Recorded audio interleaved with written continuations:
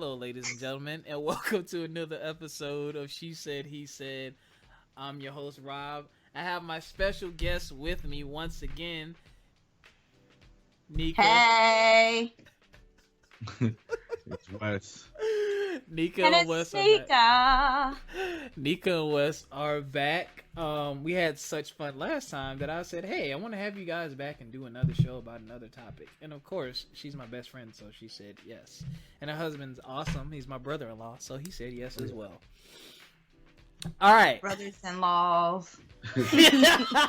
So, last time I had them on the show, we talked about commonalities and values in a relationship. Now, this one is not necessarily along the same lines, but I think it's another added value to any relationship, and that is happy couples. Why you should know them and why you should keep them around, especially when you're in a relationship. So, what is... You two are what I would call a happy couple. Well, thank you, Robert. We put on a really good front, don't we? We front good. We get paid. You know what? But nah, for real. I've never seen Neka smile more. I've never seen her happier ever in my life. And I've known her since 88. Okay, not 88. But it's coming up on our 10-year anniversary, Robert. 10 years we've been together. You're going to have to cut that out. Yeah, 10 years, man. And to me, that's a happy couple. I can tell that when there's an issue, they work it out, they talk it out, and they stick it out, and they want to be with each other. They are giving to each other, and they respect each other. You know what the secret is? Don't get that away for free. We got to charge for that. No, Okay. It's free. What is it? He's my friend. I like him a lot. Oh, really? Mm. I try to date my friends all the time. It'll never work. No, you're too good of a friend to date. What? Yeah, that's the point. That's the problem. That's the problem. Yep, Nobody that wants is to the date their problem. friend, but that's the best person to date. Like when he gets on my nerves as my husband, he's still my friend. I just go talk trash to him about him and get it all out, and we're right back together. No problem. Yep. Y'all heard that, right? This is from a happily married couple. Mm-hmm. Yeah, if y'all Openly express. You can never be afraid to say what's on your mind, but the actual love that you have for that person and respect, you know how to express it. So you can be mad at them, but you cussing them out and wanting to throw stuff at them, that's not showing respect. But you can openly say, look, this is what I can't stand about you. Please don't do it again, because this is how it makes me feel, blah, blah. And then, y'all work it out. You're adults. I mean, at the end of the day, honest. Yeah. you do that to your friend. Yeah. Robbie, I tell you about things I don't like. You do. I do. You do. Because I love you and I have the utmost respect for you. And so if you can openly tell your friend the things that you don't like and they don't get all postal and want to end your friendship, then that's the same type of situation you want to take into your relationship or your marriage. You want to have that same type of communication. Yo, You should be able to say, hey, boo, you look really fat today. Like, I don't know where you think you're going with that outfit on. And they might be offended as your husband, Yeah, but as your offended. friend, Yeah, they're they'll be like, offended. true. I do need to tuck it in, don't I? Yeah, okay. And move on. And I'm very realistic. Like, I'm gonna be mad. Like, I always tell Neka, give me 24 hours. Like, I'm gonna be mad at whatever she said for 24 hours. Let me have that. Now, don't let him go 24 hours. But I'm not the gonna tickle be- monster comes out. Oh my God! What? That sounds stupid. We never go 24 hours. It never works. Yeah, it doesn't work. Okay. But then you could never be mad at your best friend for that long neither. And so that's the point. All that blah, blah. I can't date my friend. Well, that's probably why you're miserable. And I think every couple that we've ever been around, every, successfully happy couple that we've been around, the common denominator is that they're friends. You look at couples been together 20, 30, 40, 50 years, and they're like, you know what? I like him. That's my friend. And they're honest with each other. Yeah. There's nothing held back. Because you'd be like, man, you really said that to her? I'm like, oh, yeah. Yeah. But, they know they're on that level. They understand that. So if your relationship is going to grow because you have a great friendship, then why not start your relationship based on a great friendship? And ladies and gentlemen, this is why you should have happy or quote unquote successful couples in your life. Me being single, I've learned so much from Neka's past relationship and present relationship. Her present relationship more so because of all the things that they just said. You learn so many things, and it makes you look in the mirror and say, am I that type of person? Could I be that type of person? What are my strengths? What are my weaknesses? And it makes you reevaluate yourself, because it does take a lot of work, energy, and effort. But y'all just dropped some jewels. Y'all made me think about something. Now I gotta go through and see who my friends are and say, hey, what's up? You think we should Yeah. Oh, What's yeah. up with that? Nah. I don't know. But I think it's kind of a two-edged sword though, because depending on the type of person you are, you have to make sure that when you have those couples around you. Yep. Oh, that's a really cool pen. I told you it was a pen. That I thought it was. is a pen. Yeah. Are those Christmas lights? Yeah, they're Christmas lights. Oh. I can't remember what I was saying. I knew that was gonna happen. Remember we were talking earlier. Oh, yeah, you got to make sure that you're not that type of person that will look at the other couple and then start comparing your relationship with that couple. Say that again. Like, Say oh, it babe, again. why we don't do this? Why we don't do that? Yeah, I mean, go ahead. No, I was gonna tell her to say that again, because I've run into that in relationships where they say, well, such and such does such and such. I'm like, well, that's not us. That's not even something that we're into. If we want to try to be different or grow in a different direction, and that's something we need to talk about based on us and where we are and what we have, because you can't look at, Sam and Mary, well, they go to the Bahamas every year. Yeah, honey, they both make $120,000 a year too. Right. That, Right. and I think that's a problem. You can't directly compare your relationship to someone else's, because you don't know the history behind that relationship, and you don't know what went into that relationship to get them to that level. You don't know how long it took them to get to the level that they're on. That's why. So I was telling Neka, I was like, man, we don't really. I can't say. I mean, not to. What are you doing? You pop yourself with that rubber band? See, that's what she get for playing with it. Oh God. Go ahead, brother-in-law. While you rest real quick. So I was saying we people compare themselves to happy couples. Oh, why can't we be like them? Or but I mean, you have to be yourself. I was using the phrase, you gotta work on your own yard. Don't be looking at other people's grass. Yeah. And we could care less about not saying that we don't care about other people. We don't care. But we're not like, oh, look at them. We want to be like them. Okay, that's nice, but we're us. Yep. And like you said, we don't want to be someone else. We want to be a better version of ourselves, but not someone else. Not copy after somebody else. Yep. I think it's important to have those type of positive relationships around, because it is good association. They're gonna rub off on you one way or the other. You don't want to hang around a negative Nancy, or you don't want to hang around a couple who has problems, because those individuals are going to bring their issues to you.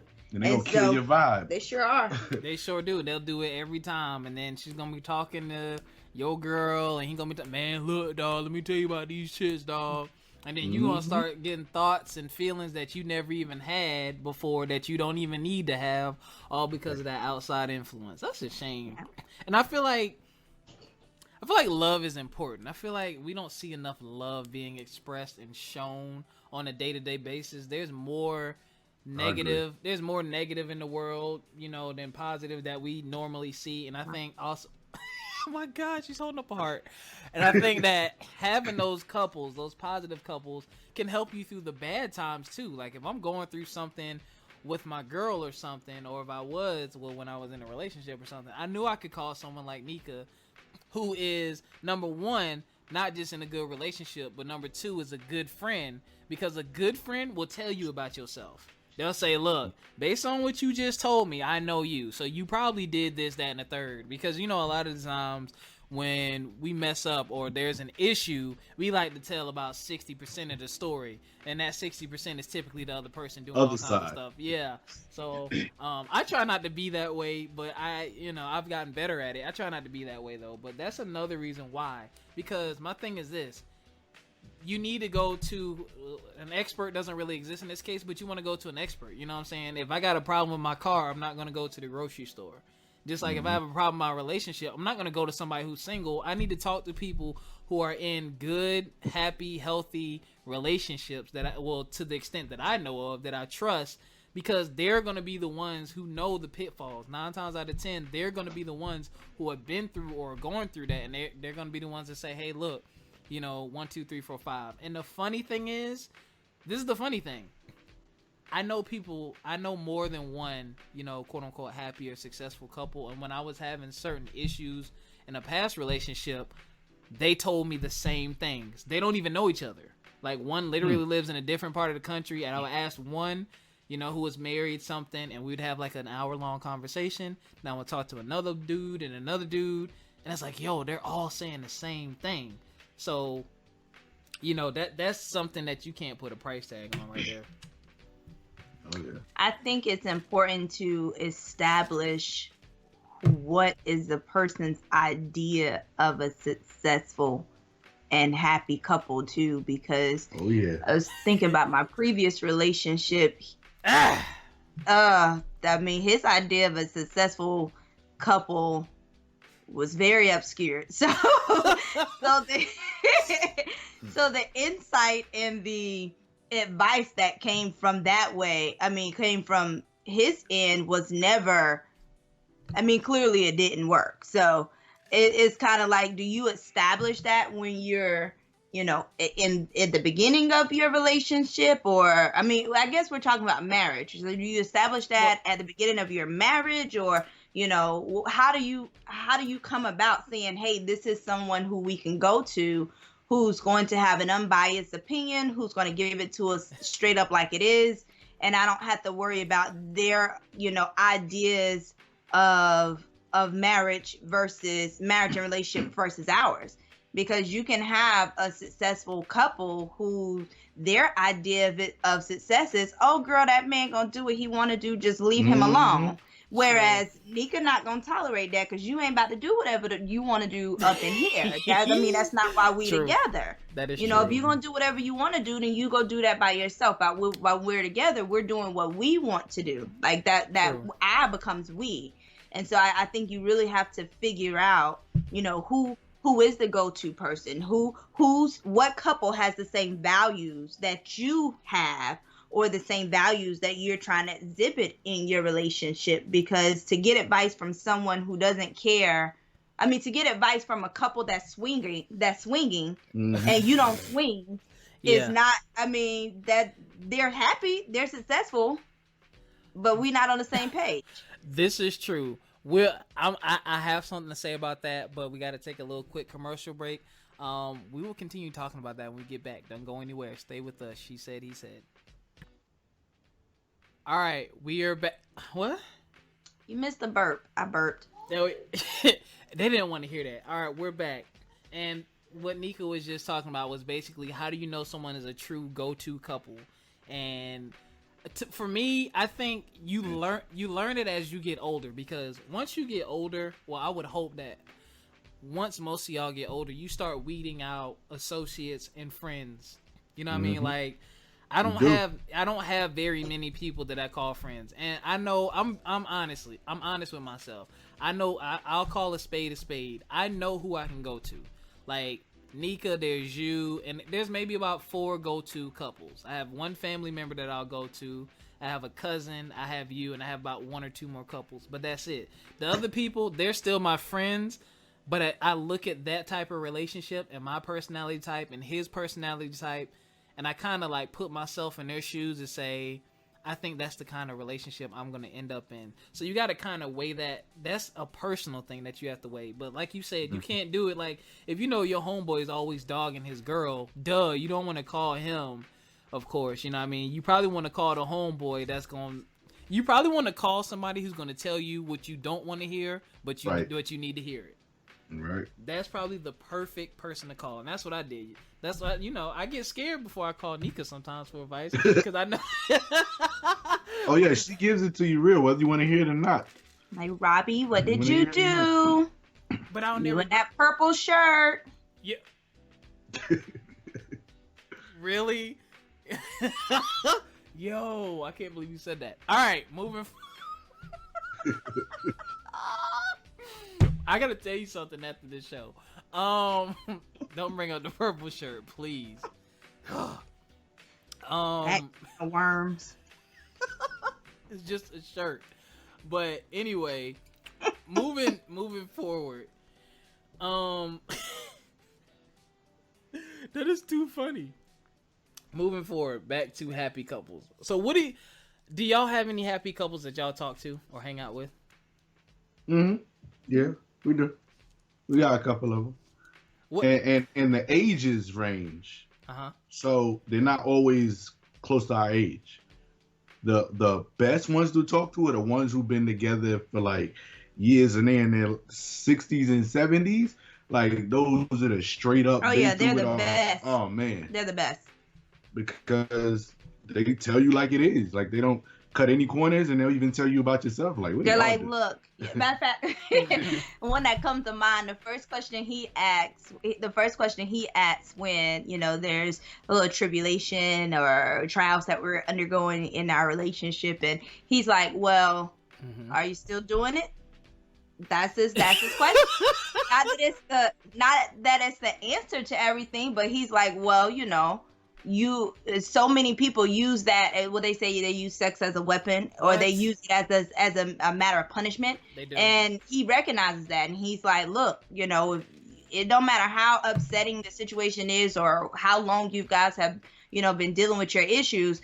You need to continue to have. You need to continue to be intimate, period. Like, that's not an option. That's not an option because that creates even more issues. So that's always his question. I mean, they've been married for 50, 60 years now. I mean, it might be a little bit more than that. 50, 60, they're like in their 80s. But that's his go-take question. Like, what are you doing? Are you keeping the intimacy? Are you rendering your dues? Are you doing what you're supposed? Are you handling your business? You cooking dinner for this man? Are you taking care of him like you're supposed to? I mean, not that that's going to answer or solve all the problems, but if you're not doing that, then now you create more problems. Wow. And you know what? It's funny. A lot of people don't think about that. When I'm with you and you have all the privileges and benefits of being with me, just because I'm upset with you, if we're still together, that doesn't mean I get to start pulling those things back. You know what I'm saying? I might not want to talk to you, and I'll let you know, like, you know what? Nah, I don't want to take you out right now. That doesn't mean I'm not going to cut the grass and not rub your feet after work. I just might be upset, and like y'all said, I just might need a day. But yeah, I think that is so whack when people start. It's kind of like you're treating a person like a child who messed up in school, and it's like, you know what? I'm going to take your PlayStation from you. No, that's not really how it works. We're in this together. So I still have needs just like you still have needs. Just because we're going through something emotional doesn't mean that you have to start taking away physical things of that nature. I hate when people do that, man. And then, like you said, a lot of times that's when it really falls apart because it's like, oh, okay, let's go tit for tat. You want to take this away? Well, I'm going to go hang out with the boys.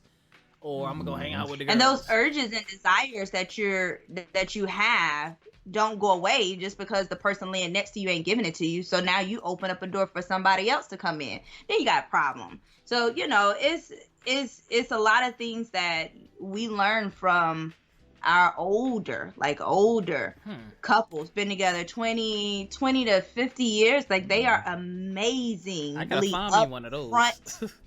And yeah, you got to. I mean, and the crazy part is they're not necessarily going to approach you because they can care less. I'm like, these young kids. But if you actually take the time to like converse with them, I'm like, oh, y'all actually want to talk to us. They'll spit that knowledge like right there. They're like, well, since you came to talk to me, let me tell you a little something. And then that's how you learn from them. And like they appreciate that you actually want to be in their company because the society we live in. It's like it's a generation gap. If you old and you a certain age and younger people like, they old, they outdated, we don't want nothing to do with them. But those people spit some real knowledge. Like real knowledge.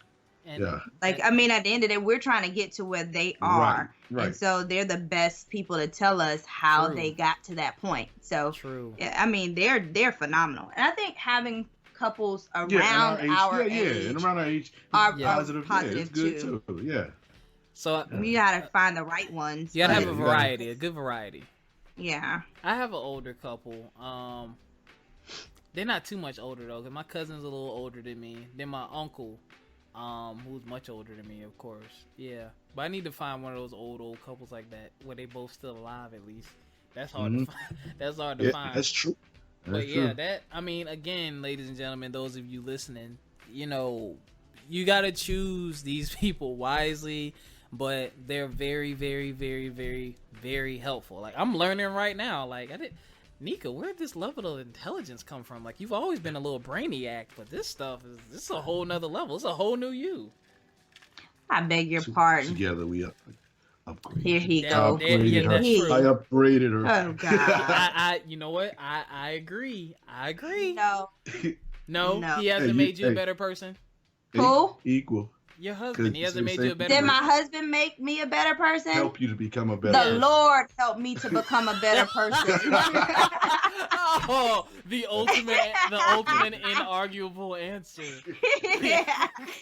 But you know what, Robbie? Seriously though, like, because you've known me, we're celebrating our 10-year anniversary coming up, and so there is a huge difference between me now and me before, and I do attribute a lot of the progress from like me becoming more of a spiritual person, like diving into my Bible and really understanding my role as a person and in my role as a wife.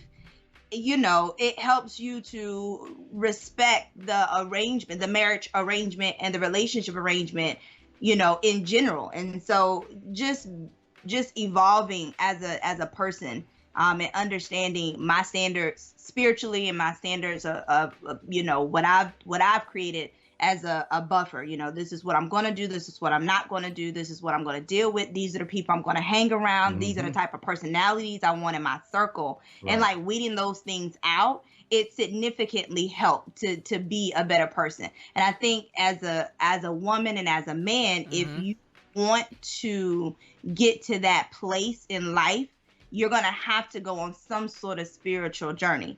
Like if you're always out here just doing things the way you want to do, you are going to run into walls and you're going to beat yourself up and you're going to bang yourself up. And at the end of the day, you're still going to be trying to figure it out. Whereas the path is already laid out for you. You just got to follow that path. It just makes you a more grounded person. And it opens up the door for better people to come into your life. You have a better group of people to choose from. You have a more diverse group of men to, you know, pick from as far as relationships. You know, women always want these men, but they're not quality enough to have one. So I mean, if you're not of a certain quality, you can't expect to have that same quality in a man, and that goes vice versa for men as well. You have to be able to bring something to the table. It's just like you were saying. Don't was that last podcast? It might have been the last one, but don't expect someone to do something for you that you wouldn't do for them. It's kind of similar within a relationship. Don't expect someone to bring something to the table if you're not willing to bring it all. You know, you can go to Bloomingdale's and want all this, but you ain't got no money. So and that's the same for friendships too. I mean, you have the right to choose. Yeah, you'd have the right to choose who you want to be around. You don't have to accept everybody in every situation. You can say, "No, I'm not going to put up with this. I'm not going to put up with this person." You know, there's nothing wrong with saying it. Doesn't make you a bad person or like you're better than somebody. Word. It's I choose to. You know, I this is better for me. You know. And then you think about when you want these people in your life, these successful, happy couples in your life. Well, you can't be the miserable couple because they don't want you in your life. That's true. I think for Wes and I, we know what we value our relationship. We know what we can do for other people. And so when we get together, that's kind of not that we size people up, or size couples up, but we're like, oh, okay, they seem cool. Let's check them out. Let's see how they are. It's kind of like an evaluation period. You know, are they talking positive? Do they have good goals? Are they trying to do things together, or are they bashing and dogging and disrespecting each other? Because if that's what they're doing, we're not about that life. So we'll holler at you when you doing a little bit better with yourself. I got, you know what? I got something to add to that. We're gonna take a quick commercial break. We'll be right back. She said, he said.